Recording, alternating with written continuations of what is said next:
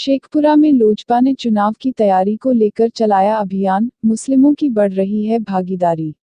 लोजपा जिलाध्यक्ष मोहम्मद इमाम गजाली ने कहा कि शेखपुरा में लगातार संगठन मजबूत हो रहा है। कार्यक्रम तो देख रहे हैं जिस जोश जिस शान से हमारे राष्ट्रीय अध्यक्ष और हमारे हर दिल अजीज रहनुमा जनाब चिराग पासवान साहब के जोश में आज युवा नौजवान, खासकर ये मुसलमान नौजवान का जोश देखिए। और सबसे बड़ा जोश मैं कहूँगा ये भगवान महतो जी जो हमारे लहना पंचायत के मुखिया के भाई हैं, इनकी मनोकामना है, इनकी दिली ख्वाहिश है कि शेखपुरा विधानसभा का विधायक कोई लोक जनशक्ति पार्टी से हो।